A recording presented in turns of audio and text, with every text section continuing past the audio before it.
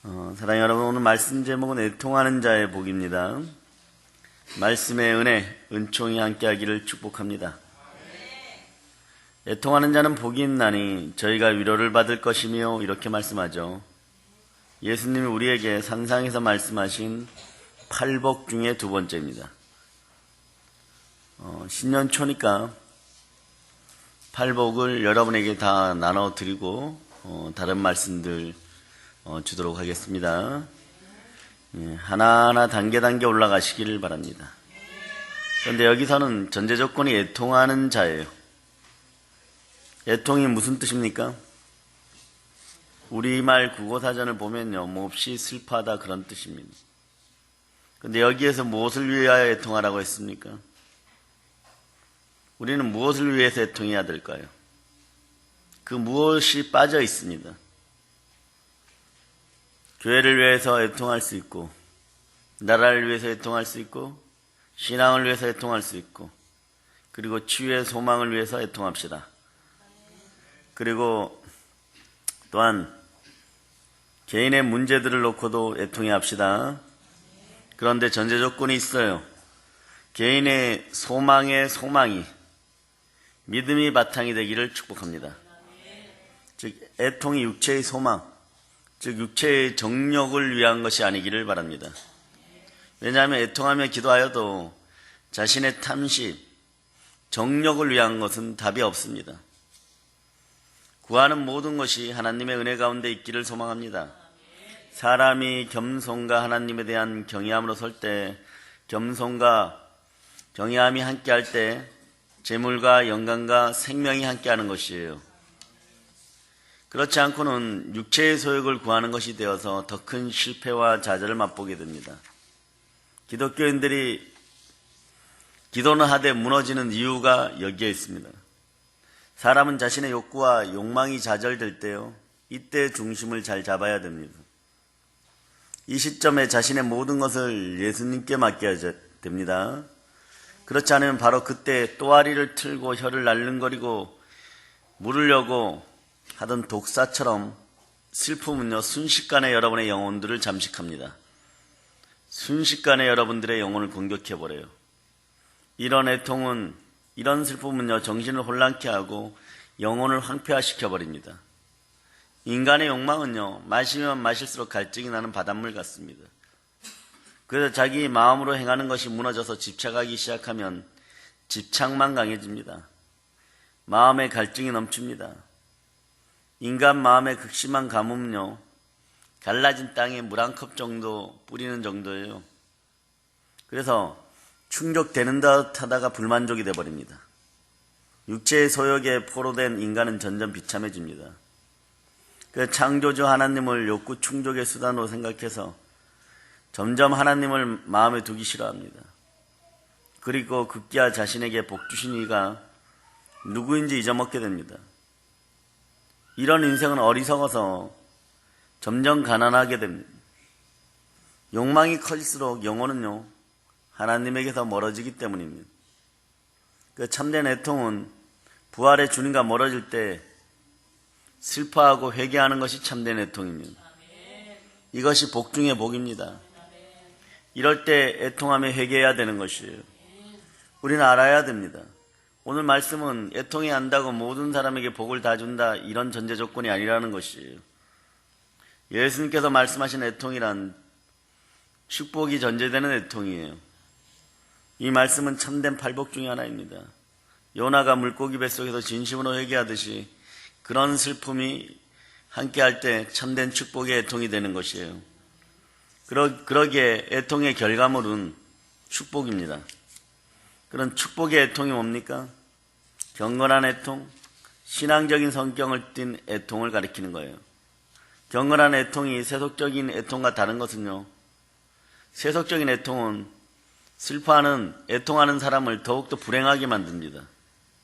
조울증, 우울증, 무기력증, 환난, 상처가 불붙듯이 함께 일어나 버립니다. 극한 슬픔으로 인해서 육체와 정신이 피폐하게 되고 급기야는 삶의 의욕을 상실하게 됩니다. 계속 집에만 있는데 더 피곤하다고 하는 원리하고 똑같아지는 것입니다. 이런 경우가 있을 때 우리는 모든 애통하는 사람들이 다 위로받는 것은 아니라는 것을 아시기를 바랍니다. 애통도 똑바로 해야지 애통하게 되는 것입니다. 애통이 하나님께로 나아가게 하는 신앙적 애통이 되어야 됩니다. 신앙적 애통이 될 때 하나님의 위로가 임합니다. 사람이 살다 보면 슬픔에 처할 때가 많죠. 요즘 세상은 혼자서 살아가는 것이 많다 보니까 슬픈 일들이 많아지는 것이에요. 사람이 어떤 슬픔에 처하게 되면 평안할 때는 볼 수 없었던 것을 보게 됩니다. 내면 세계를 보게 되고 속 세계를 보게 되고 마음을 보게 되고 영적 세계에 대한 눈이 열립니다. 이런 사람은 복된 사람인 거예요. 그러면 사람은 슬픔을 해결할 길을 찾습니다. 그런데 방법이 틀리면 안 돼요. 세상에 나아가서 방법을 찾으면 효과가 있을 것 같지만 점점점 많은 것을 잃어버리게 됩니다. 그때 어떻게 해야 합니까? 천부께 나와야 됩니다. 살아계신 하나님께로 나올 때 그 슬픔을 이기는 하나님의 위로를 얻게 됩니다. 그러기 위해서는 조건이 따르겠죠. 애통하는 자가 먼저 하나님 앞에서 자신을 낮춰야 돼요. 겸비해야 돼요. 순종의 이름이 되어야 됩니다. 그리할 때 참으로 애통해야 할 일에 애통하게 되는 것이에요. 그래서 순종은 축복의 지름길입니다. 그 때문에 예수님께서 심령이 가난한 자가 복이 있다고 말씀하신 후에 곧이어 애통하는 자가 복이 있다고 말씀하신 것이에요. 심령이 가난한 자의 애통에 하나님의 위로가 넘치는 것입니다. 더럽고 악하고 흉악하고 교만하고 목을 곧게 하고 염소의 습성처럼 이리 치받고 저리 치받는 그런 강팍함을 내려놓고 애통해야 할 때 하나님께서 함께 하시는 것입니다. 참으로 하나님의 복된 위로가 임하는 애통은 그럼 어떤 애통입니까? 첫째로 자신이 지은 죄로 인해서 애통하는 자는 복이 있습니다. 기독교 신앙은요, 죄로 인한 애통에서부터 시작됩니다. 죄에 대한 애통이 없이는 진정한 회개에 이를 길이 없습니다. 사실은 여러분 주변에 애통해하는 사람들이 많아요. 지금 이 시대가 얼마나 가려워지고 많은 것을 공고하게 합니까? 말 못하는 애통들이 있습니다. 그들에게 해결책이 있습니다. 하나님을 만나야 됩니다. 복음이 해결책인 것이에요. 진정한 회개 없이는요, 구원에 이르지 못하기 때문에 그러므로 죄로 인한 애통함을 가진 인생은 반드시 하나님의 위로를 갈망하여 예수 그리스도께 나오게 하십시오. 예수님의 제자인 베드로와 가룟 유다 이 두 사람을 봅시다. 똑같이 큰 죄들을 지었죠. 베드로는 사람들 앞에서 예수님을 저주하고 모른다고까지 하면서 부인했습니다. 그리고 보세요. 가룟 유다는 대제사장들에게 예수님을 은산시에 팔았습니다. 약간의 차이가 있어요. 신앙의 약간의 차이는요, 하늘과 땅만큼 차이가 날 때가 있습니다. 그 약간의 차이를 위해서 여러분 한 번 더 힘들고 곤비하여도 새 힘을 주신다는 하나님의 약속을 믿고 일어설 수 있는 여러분 되시기를 바랍니다. 남들이 다 좌절할 때 한 번이라도 고개를 높이 들어서 이스라엘 광야에서 뱀에게 물려서 죽어가던 이스라엘 백성들이 노뱀을 쳐다보았듯이 십자가를 바라볼 수 있는 힘이 남아있기를 축복합니다. 그 두 사람은요, 애통해야 하기는 똑같이 자신들의 지은 죄로 말미암아 무지막지하게 애통해야 했어요. 근데 방법이 틀렸다는 것이에요. 가룟 유다는 예수님께서 끌려가 고난 받으시는 걸 보고 너무 괴로워 견딜 수가 없었습니다. 그 남을 팔지 마세요, 여러분. 팔려면 차라리 여러분들을 파세요. 여러분이라면 이럴 때 어떻게 하겠습니까? 가룟 유다는요, 은 30을 장로들과 대제사장들 도로 갖다 주었습니다. 내가 무죄한 피를 팔고 죄를 범하였도다. 그러자 그들이 그것이 우리에게 무슨 상관이 있냐? 너가 당하라. 은 30에 예수가 있는 곳을 살 때는 막 엄청난 동지인 척 했을 거예요. 근데 모든 목적이 끝나자 속성들이 드러납니다. 인간은 이런 족속들이에요. 버려버립니다. 가룟 유다는 그러니까 이 돈이 필요가 없는 거예요. 물론 액수도 얼마 되지 않지만 자기 자신이 비참해 죽을 지경입니다. 할 수 있는 방법이 이거밖에 없어요. 그것을 위해서 예수를 팔았는데 그것도 써보지 못하고 던져버립니다. 그게 제약 덩어리가 된다는 것이, 제약의 미혹물이 된다는 것이 핑계를 댑니다. 아담과 하와도. 아담은 저 여자 때문이라 얘기하고 하와도 변명하고 싶겠죠. 뱀이 미혹하여서. 그런데 문제는 본인들에게 있었다는 것이에요. 은 30을 성소에 던지고 돌아와서 애통해 하다가 목매어서 자살하고 합니다. 왜 그럴까요? 주님의 영광이 거쳐진 상태. 예수님과 함께 있었던 그 영의 힘이 사라졌어요. 에덴 동산에서 아담과 하와가 벌거벗은 모습을 발견할 때 영광이 사라진 것을 알았을 때입니다. 왜 이렇게 되었습니까? 방법이 틀렸기 때문이에요. 하나님의 위로를 갈망하지 않았어요. 예수님께로 나오지 않았어요. 이때 은산십을 들든 던져버리든 그 자리에서 예수님이 있는 장소로 뛰어갔더라면 가룟 유다도 크게 쓰임받았을 겁니다. 그 때문에 그에게 하나님에게로 나아가지 않은 가룟 유다는 하나님의 위로를 받지 못합니다.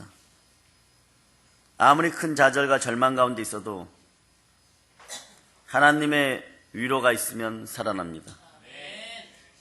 베드로가 예수님 면전에서 예수님을 부인한 후에 닭 우는 소리가 달려왔어요. 그 소리를 듣자 그는 닭이 울기 전에 너가 나를 3번 부인하리라는 주님의 말씀이 다시 심령 가운데 들립니다. 그래서 밖으로 뛰어나가서 애통하며 심히 통곡해합니다.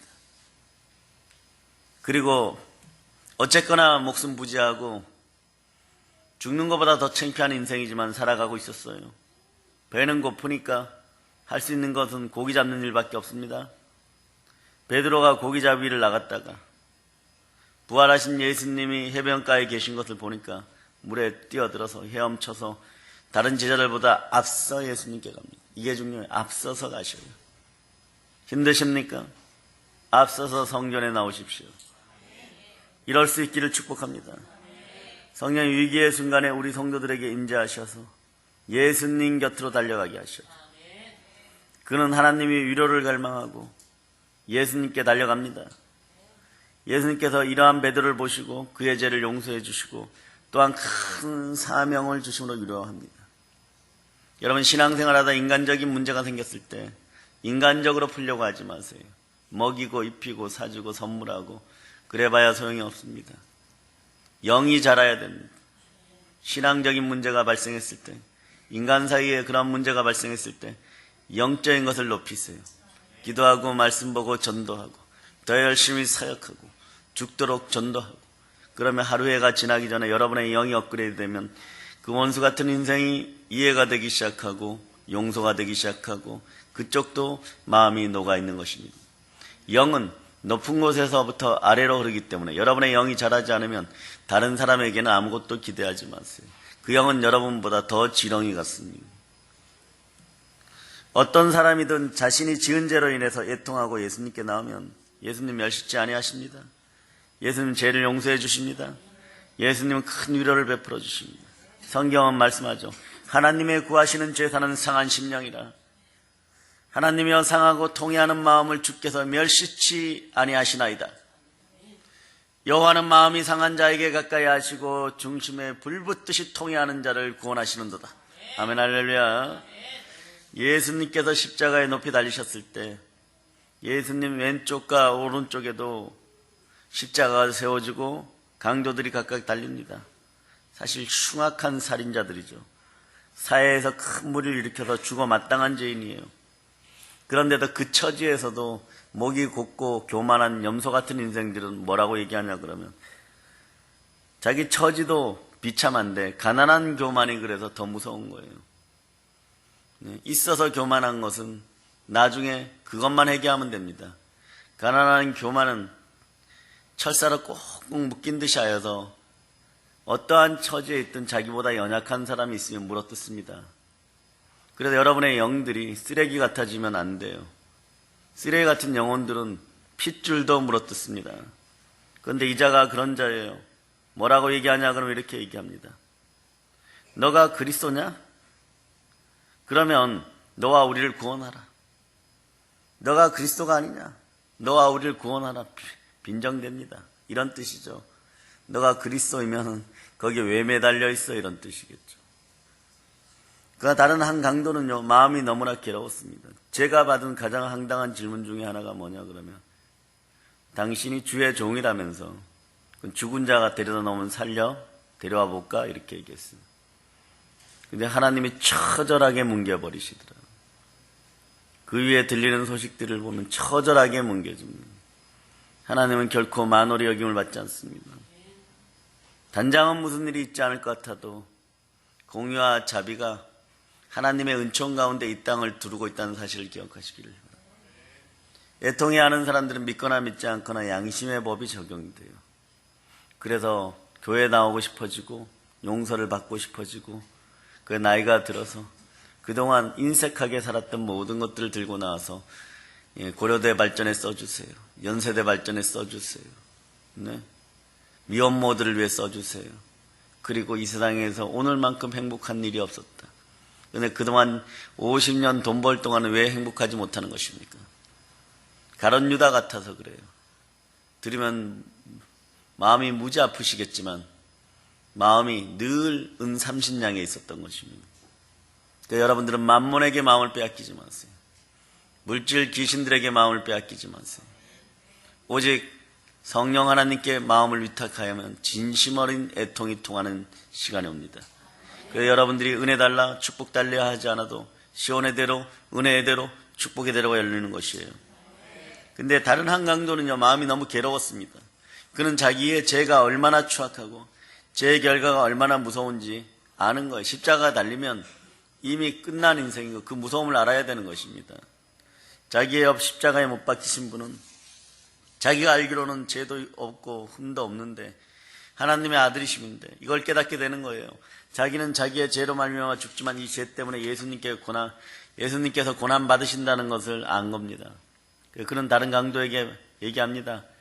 우리는 우리의 행한 일에 상당한 보응을 받는 것이니 이에 당연하거니와 이 사람이 향한 것은 옳지 않는 것이 없느니라. 적어도 여러분들 위기의 상황에서도 절대로 예수님 품을 떠나지 않는 여러분 되시기를 바랍니다.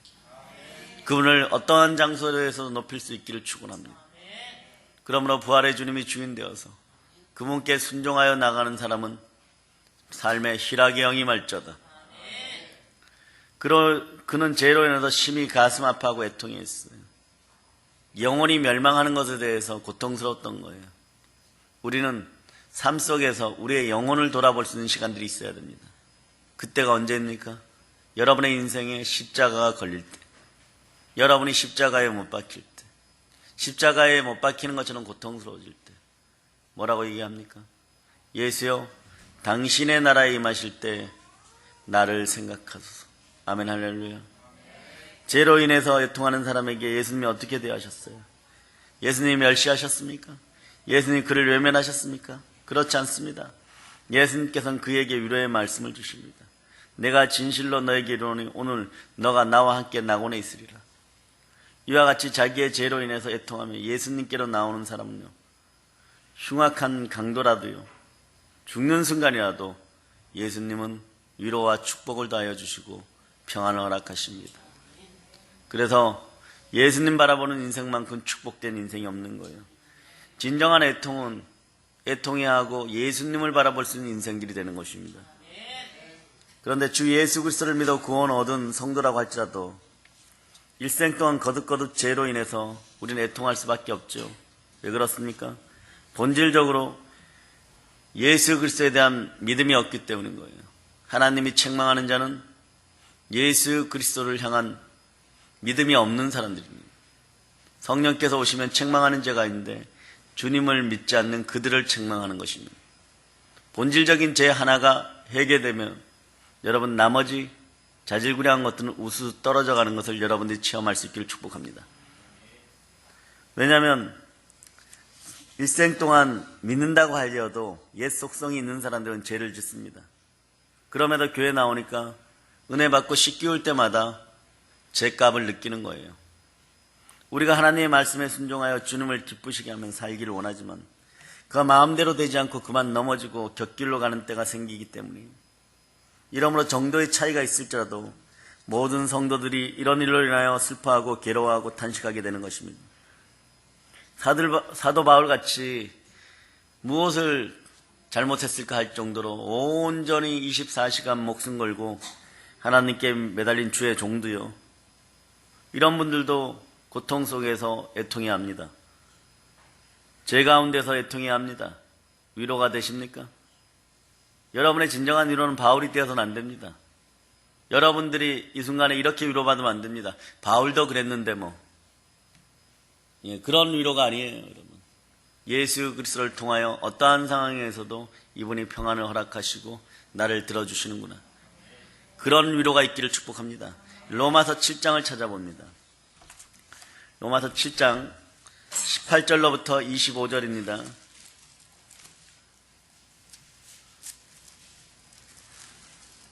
자, 7장 18절로부터 25절 찾으셨습니까? 자, 찾으시면 아멘 하신 분들 모두 큰 목소리로 합독하시기를 바랍니다.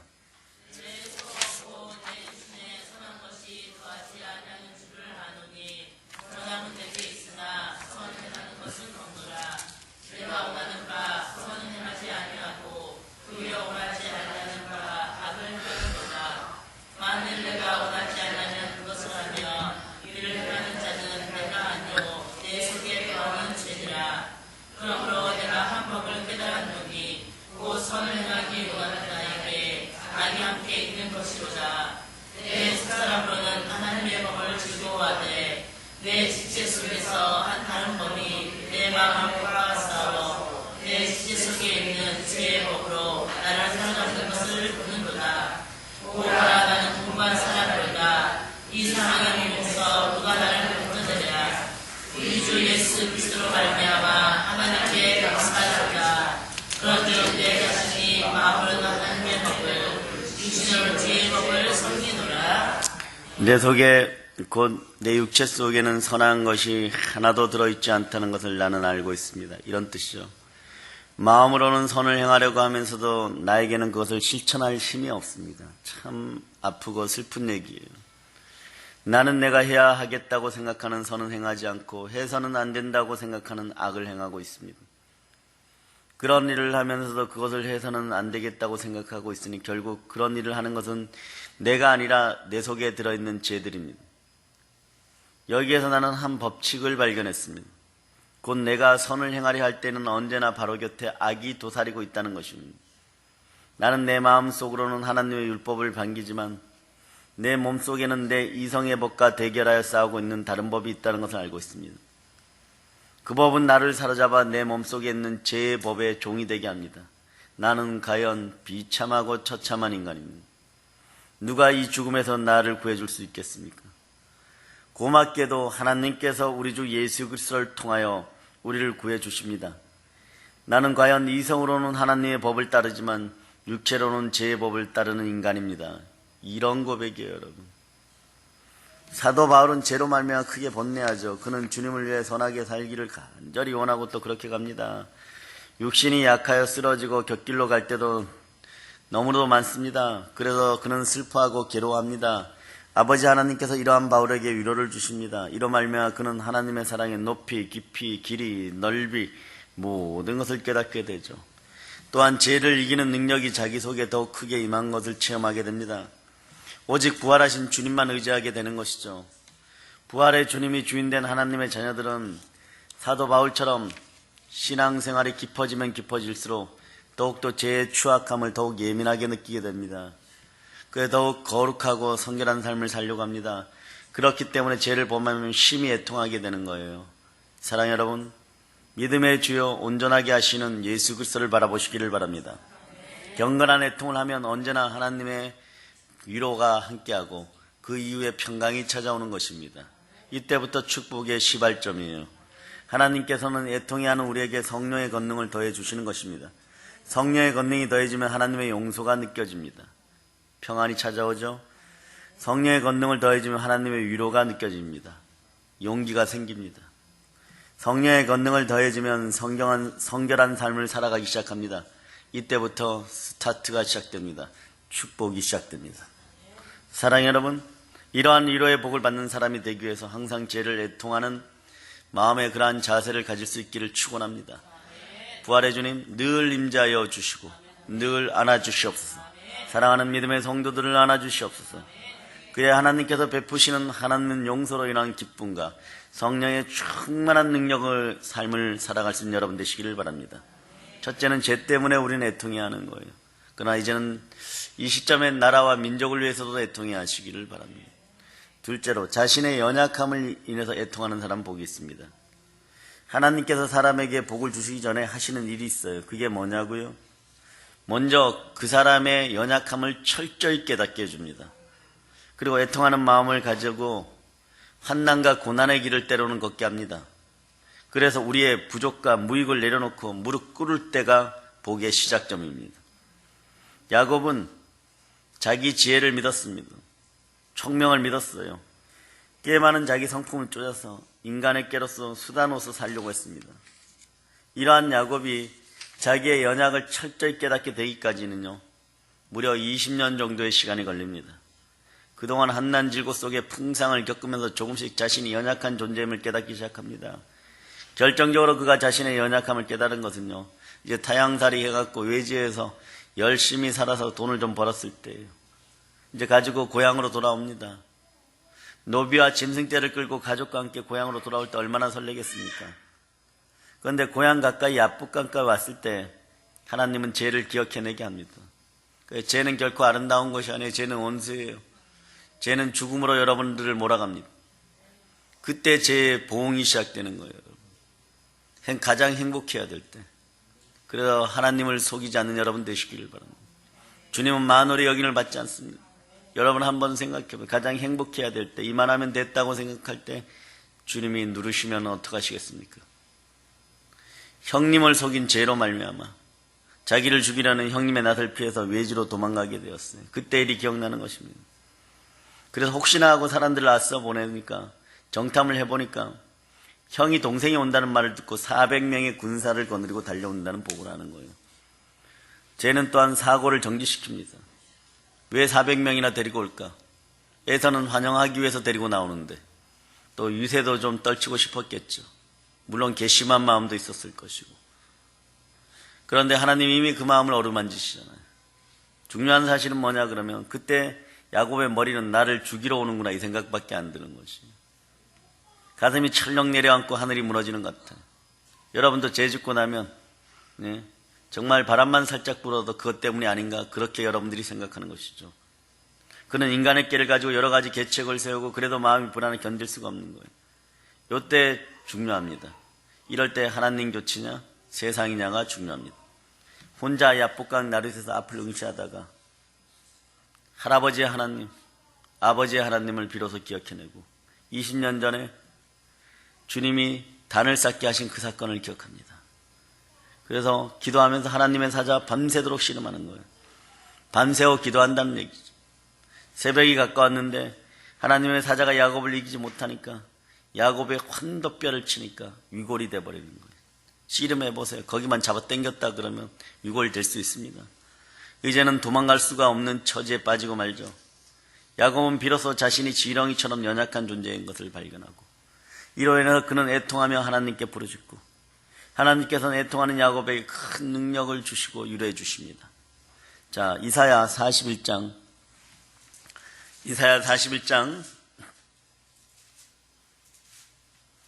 14절로부터 15절입니다. 이사야 41장 14절로부터 15절이에요. 자, 여러분이 합독합니다.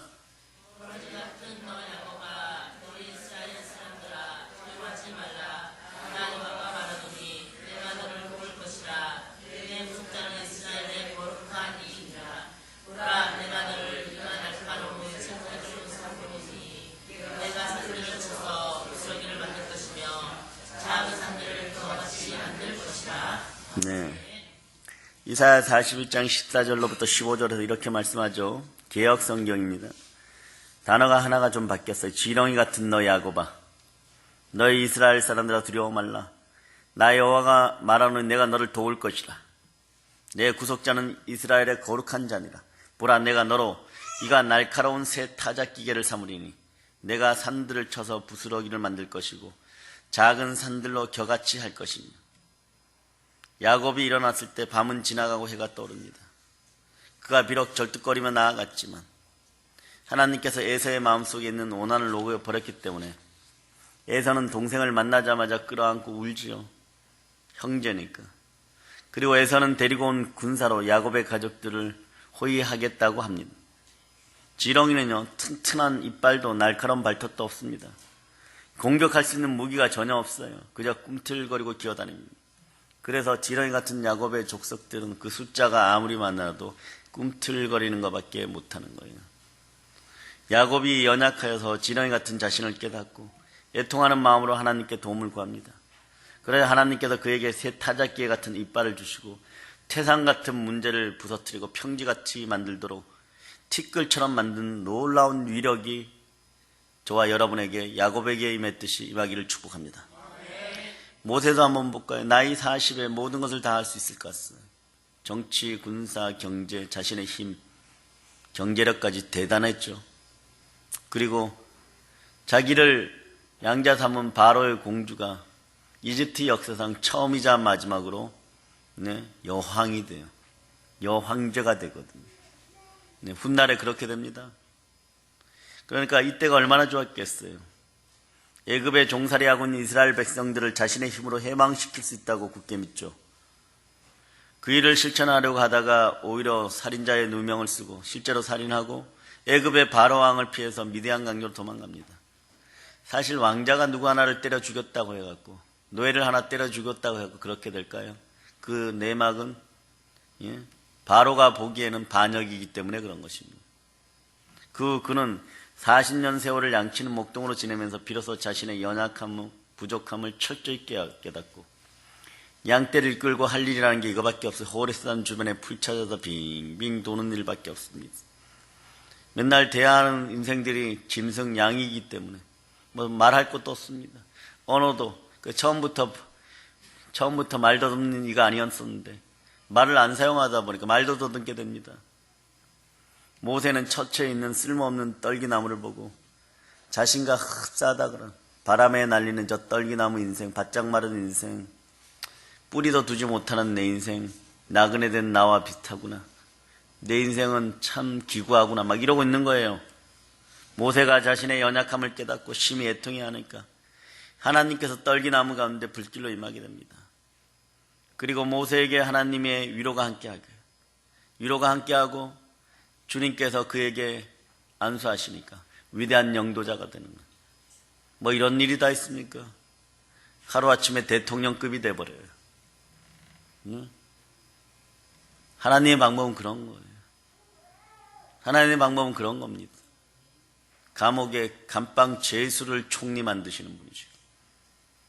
양치기를 이스라엘 최고의 황제를 만드는 분이십니다. 노비를 이스라엘 최고의 영도자를 만드는 사람이에요.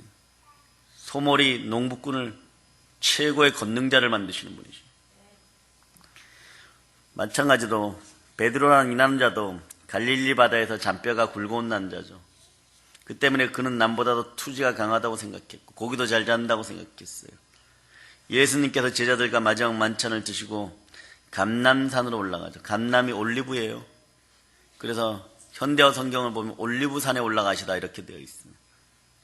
오늘 밤에 너희가 다 나를 버리리라. 기록된 바 내가 목자를 치리니 양의 떼가 흩어지리라 하였느니라. 네? 그래요. 마귀는 그래서 목자를 칩니다. 여러분이 저를 위해서 기도해 주셔야 될 목적 중에 하나가 거기에 있는 것입니다. 이때 베드로는 다 주를 버릴지라도 나는 언제든지 버리지 않겠나이다라고 말합니다. 말이라 하지 않았으면. 그러나 예수님께서 무리들에게 잡혀갈 때 그가 두려워서 뒤로 물러섰고 멀찍이 떨어져서 대제사장 뜰까지 따라갔다가 사람들 앞에서 그것도 인간 대접도 못 받는 비자 계집종의 앞에서 예수님을 저주하고 모른다고 부인합니다. 사람의 의지는 이때 산산이 깨어졌어요. 너무도 연약한 자신을 깨닫는 베드로가 나가서 통곡을 합니다. 베드로가 갈릴리 바닷가에서 부활하신 예수님을 만났을 때 예수님께서 그에게 요한의 아들 시몬아 너가 나를 사랑하느냐고 물으십니다. 베드로가 근심이 되죠. 3번 물으니까. 주여 모든 것을 아시오매 내가 주를 사랑하는 줄을 주께서 아시나이다. 이렇게 대답합니다.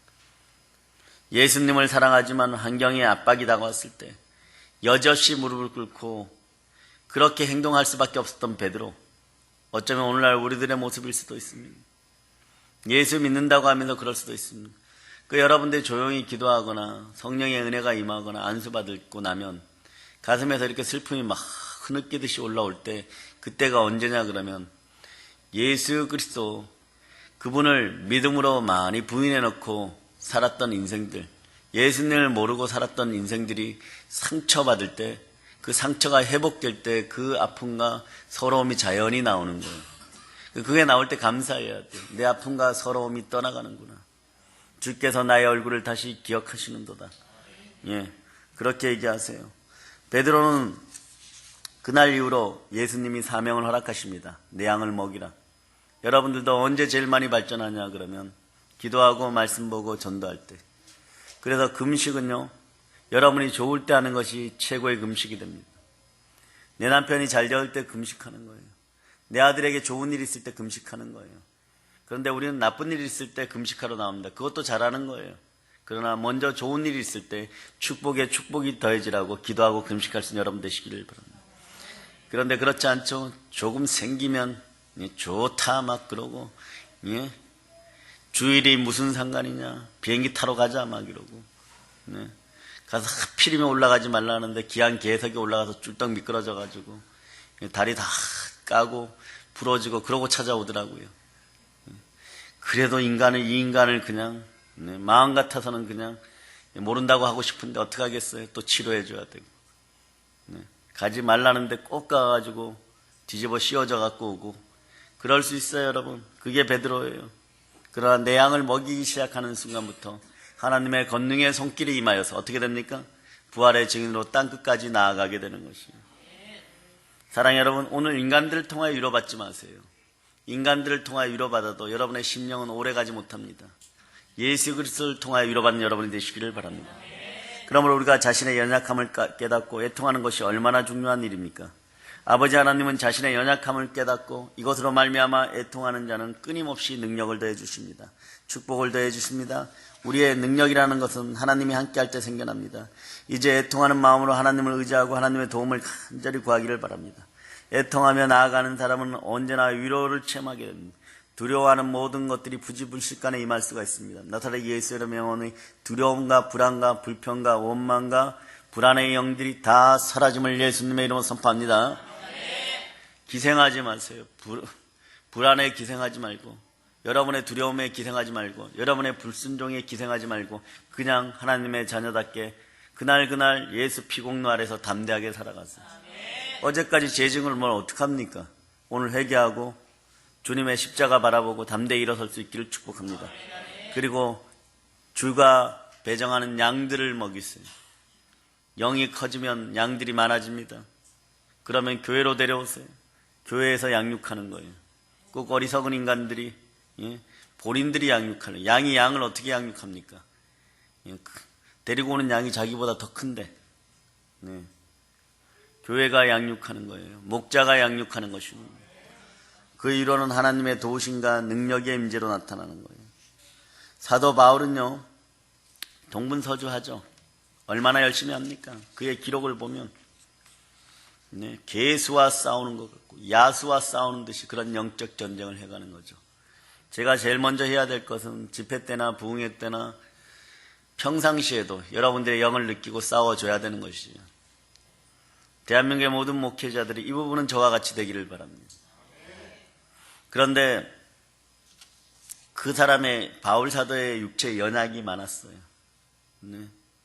몸이 막 비틀어지고 눈에서 고름이 뚝뚝 떨어지고 막 엄청난 힘이 때리는 것처럼 막 아파하고 누가가 볼 때는 어찌 저 사람이 저렇게 선지자일까? 극과 극인 거예요. 그런데 사도 바울은요, 복음 전파를 위해서 기도 많이 합니다. 진심으로 자기를 위해서 기도했다고 나오는데요, 목숨 걸고 기도했다는 뜻이에요. 3번이나 기도합니다. 그런데 하나님의 응답은요, 내 은혜가 너에게 족하다. 이는 내 능력이 약한 데서 온전하여짐이라. 이 말씀을 듣고 사도 바울은 오히려 약한 것들에 대해 자랑합니다. 그는 내가 약할 때 곧 강함이니라. 역설적으로 표현하죠. 그럼 맞아요, 여러분. 목회 이제 전도사 시절까지 다 따져보니까 한 14년 되더라고요. 그런데 본목회만 횟수로 10여 년이에요. 네? 그런데 결론은 약할 때 하나님이 역사합니다. 우리의 죽어짐이 있을 때 하나님이 역사합니다. 그리고 주변에 복받은 사람들도 보면 눈물 콧물 탁 흘려가면서 그래도 예수님의 옷에서 나온 실 하나, 호라기 하나로 이렇게 붙잡고 예수님 근처에 있으려고 신실했던 인생들이 다 축복받아요. 복에 복이 넘치는 거죠. 네, 이리저리 헤매는, 네, 꿈틀거려봐야 지렁인데 그것도 모르고 계속 꿈틀거리는 인생들이 회개하기를 축복합니다. 우리가 강해지는 원리가 있어요. 우리가 승리하는 원리가 있습니다. 우리 자신의 연약함을 주 앞에 내려놓는 것이에요. 그리고 애통해야 하는 거예요. 주님께 매어 달리고. 이미 죄 지은 걸 어떡합니까? 예수님 앞에서 믿음이 떠났던 걸 어떡합니까? 용서해 달라고. 예수님 저를 버리지 말아 달라고. 요걸 잘하는 인생이 다윗이에요. 어떤 일이라도 주의 성신이여 저를 떠나지 마옵소서.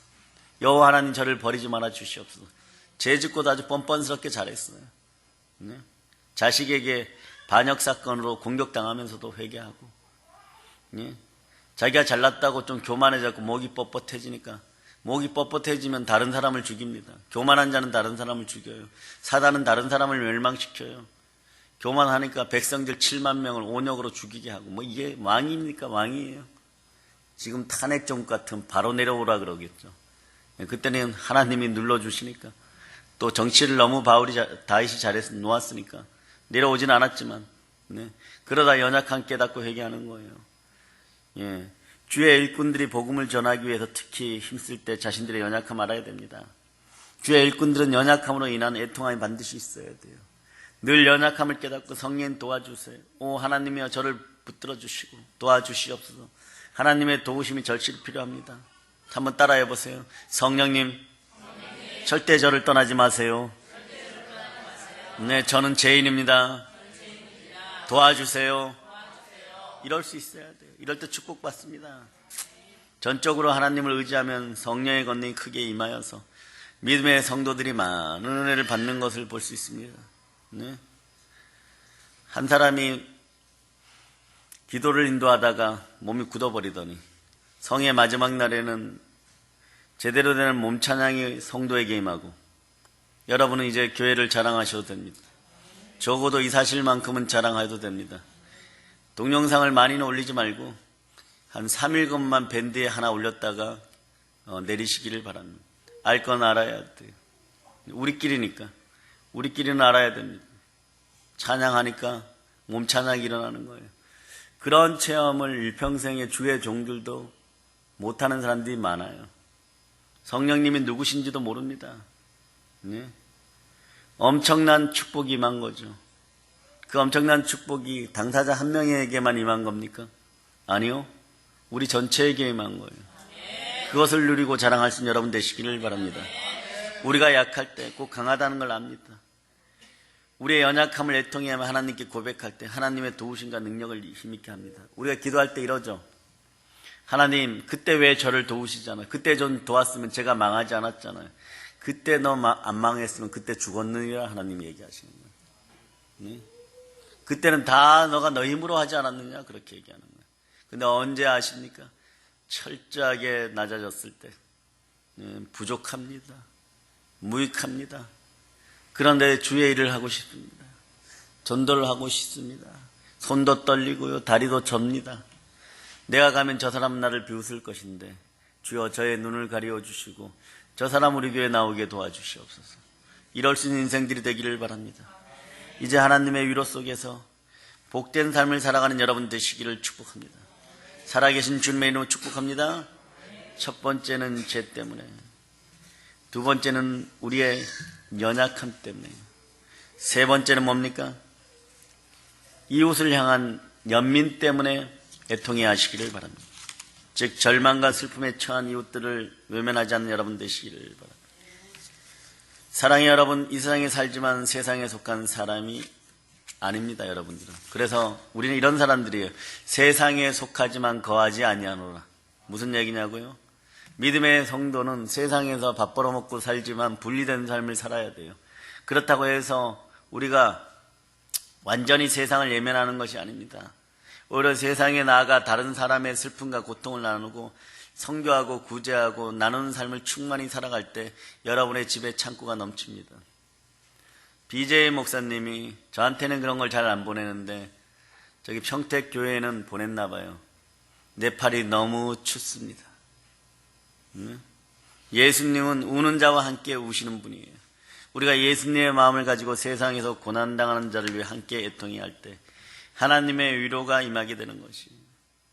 또 우리는 부모, 형제, 이웃, 민족의 구원을 위해서 여러분들은 기도해야 돼. 이때 기도해야 나라와 민족을 위해서 기도해야 되는 거예요.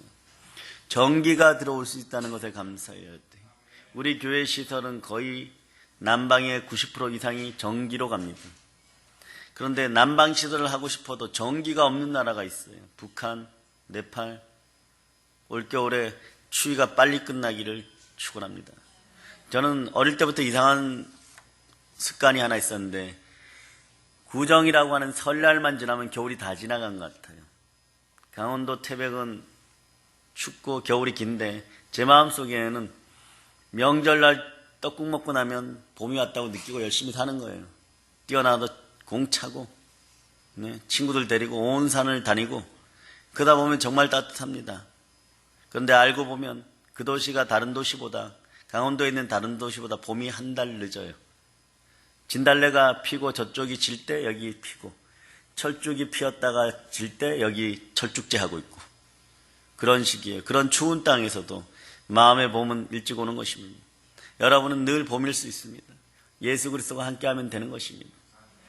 예. 우리 올해는 겨울이 빨리 지나가서 이 험한 세상에 우리가 다리가 될 수는 없을지 몰라도 예수 그리스도를 통하여 북한과 네팔과 연변에 힘든 인생들이 축복받기를 축원합니다. 누가복음 19장에 보면요. 예수님도 앞날을 걱정하셨어요.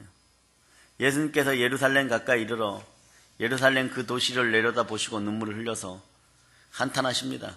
오늘 너가 평화의 길을 알았더라면 얼마나 좋았을까. 우리나라에 얘기하는 것 같아요. 대한민국아 너가 오늘 평화의 날을 알았다면 얼마나 좋을까. 그러나 너는 그 길을 보지 못하는구나. 이제 너의 원수들이 돌아가며 진을 쳐서 너를 에워싸고 사방으로 쳐들어와 너를 쳐부수고 성 안에 사는 모든 백성을 모조리 짓밟아 버릴 것이다. 그리고 너희 성 안에 있는 돌은 어느 하나도 제자리에 앉혀 있지 못할 것이다. 너는 하나님께서 구원하러 오신 때를 알지 못하였기 때문이야. 누가복음 19장 41절 이하로 되어 있습니다. 이게 우리나라의 현실이 안 되기를 기도하시기를 바랍니다. 하나님께서 여러 해 동안 많은 선지자를 보내서 공고하셨죠. 우리에게도 지금 공고하고 있습니다. 그러나 그들은 목이 곧고 하나님의 공고를 받아들이지 않았기 때문에 오히려 하나님의 심판을 공고하는 선지자들을 모두 죽여버립니다. 하나님의 공고대로 유대민족의 큰 심판이 임하는 거예요. 가끔씩 기도로 예언해주고 이럴 때 공고해줍니다. 그때 들으면 복된 거예요. 근데 목이 곧은 자들은 염소처럼 제 갈 길로 갑니다. 그러고 사람이 이렇게 모이니까 저렇게 모이니까 우리의 복이에요. 누가 동의했으니까 나의 복이에요. 이러는데 착각하지 마세요. 하나님은 노아의 가족 8명만 살려놓고 다 물에 수장시켜버리고 정말 힘없고 가난한 자들 예루살렘에 좀 남겨놓고 전부 다 바벨론으로 끌고 가버리고. 근데 이상하죠? 그 힘없고 나약한 인생들이 나중에 독립투사가 되고 애국자가 되고 지혜로운 자가 되는 거죠. 하나님의 역사가 그렇게 이끌어가는 것이에요. 나 없으면 안 될 것이다. 천만의 말씀이에요. 너가 있기 때문에 안 되었던 것이고 너의 영이 비켜주면 다른 사람들의 영이 성장할 수 있는 놀라운 역사가 있는 것이에요. 로마가 예루살렘 성을 파괴하여 돌 하나도 돌 위에 남지 않고 많은 사람들이 죽임을 당함으로 예루살렘 거리가 피로 물게 될 것을 미리 아셨어요. 예수님께서 이 유대 나라를 바라보며 눈물을 흘렸던 겁니다. 그러니까 이분이 끝까지 그 나라를 사랑하시고 그 백성들을 사랑하시는데요. 십자가를 지고 골고다를 향해 올라갈 때 숨이 턱에까지 차는데도 그 정신에도 가슴을 치고 슬피 울며 따라오는 여자들의 무리에게 이렇게 얘기하죠. 예루살렘의 딸들아, 나를 위해 울지 말고 너희와 너희 자녀들을 위해 울라. 예수님의 음성이 오늘 여러분의 귀에 쟁쟁이 들려오지 않습니까? 여러분에게 믿지 않는 부모님이 있습니까? 여러분에게 믿지 않는 자녀가 있습니까? 여러분에게 믿지 않는 형제가 있습니까? 이웃이 있습니까? 동족이 있습니까? 그렇다면 전하세요. 천사의 몫이 아니라 여러분의 몫입니다. 가브리엘 천사장도 그 위대한 영적인 존재도 전도의 특권은 없습니다. 전도의 특권은 여러분에게 있습니다. 여러분이 예수님의 마음을 가지고 믿지 않는 여러분의 부모, 형제, 자녀, 이웃, 그리고 이 나라 민족에 대한 동정심을 가지고 애통해야 할 때 하나님의 진심 어린 위로가 여러분과 함께합니다. 그게 능력입니다. 뿐만 아니라 우리는 마지막으로 인류 구원을 위해서 영혼 구령을 가지고 애통해야 합시다. 성령과 함께 땅끝까지 영혼 구령의 열정을 가지고 나아갈 수 있는 여러분 되시기를 바랍니다. 예수님께서 겟세마네에서 온 인류를 위해 심히 통곡하십니다. 눈물을 강같이 흘리십니다. 성경에서 뭐라고 얘기합니까? 그는 육체에 계실 때 자기를 죽음에서 능히 구원하실 이에게 심한 통곡과 눈물로 간구와 소원을 올렸고 그의 경외하심을 인하여 들으심을 얻었느니라. 아멘 할렐루야. 네. 심한 통곡과 눈물로 간구와 소원을 올렸을 때 그것이 합당하니 하나님 아버지께서는 들어주시고 능력을 허락하시는 것입니다. 인류는 다 사실 아담의 혈통을 이어받았잖아요. 그럼 우리는 예수님의 마음을 가지고 5대양 6대주에 흩어져 있는 우리 믿음의 형제들을 찾아내고 그들에게 전하시기를 바랍니다. 여러분이 소속된 이 교단은요, 전 세계에서 가장 큰 교단이에요. 대한민국에서는 네, 다른 교단이 있지만 그 교단은 전 세계에서 한 6번째 정도예요.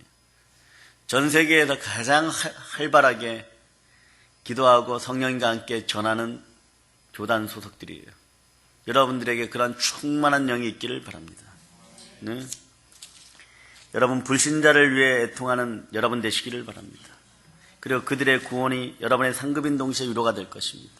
그러나 이 마음을 끝까지 주님 앞에 드릴 수 있는 여러분 되시기를 바랍니다. 그로 인하여 주님의 상급과 칭찬을 받는 복 있는 여러분이 되시기를 바랍니다. 시편 기자는 참으로 애통할 일에 대해서 애통하는 사람에게 눈물 다음에 하나님의 위로와 축복이 함께 한다고 이렇게 얘기합니다. 자, 시편 84편 5절로부터 6절.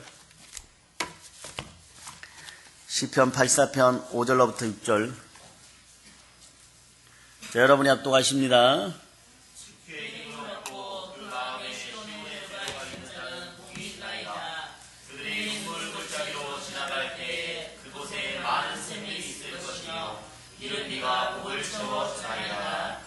아멘 할렐루야. 사랑하는 여러분, 시온의 대로이시고 길이고 진리고 생명이시고 부활하신 예수 그리스도를 통해 10년 가득 축복이 넘치기를 바랍니다. 우리가 죄로 인하여 연약함을 인하여 이웃을 위하여 애통할 때 하나님께서는 그 눈물 골짜기로 평안의 샘, 위로의 샘을 허락하신다는 것이에요. 그런 샘이 함께하는 여러분 되시길 축복합니다. 퍼내어도 마르지 않는 그런 샘이 되기를 축복합니다. 생수가 넘치는 샘이 되기를 축복합니다. 오늘 함께하는 여러분에게 그러한 축복이 더해짐을 선포합니다. 주여, 주의 종과 함께하는 우리 사랑의 능력교회 모든 성도들 위해, 함께하는 모든 분들 위해 정말 능력의 샘이 넘칠 수 있도록 위로의 손을 펼쳐주시옵소서. 애통하는 자는 복이 있나니 저희가 위로를 받을 것이요. 더 세밀히 말하면 이 세상의 고통과 자신의 죄와 자신의 연약함을 인해 애통하는 심령을 가진 사람은 복이로다. 오, 이 슬픔을 통하여 하나님의 복된 위로를 우리는 받으리로다. 하나님의 권세에 힘입어 성령과 함께 우리는 땅끝까지 나아가려다. 아멘 할렐루야. 그러므로 이제 애통하는 마음으로 하나님의 위로를 기다리는 우리 가운데 성령님이 충만히 함께 하셔서 복된 소식을 땅까지 전하는 사랑의 능력교회 성도들 다 되심을 축복합니다. 모든 걸 예수님 이름으로 전합니다. 볼로 인칩니다. 아멘.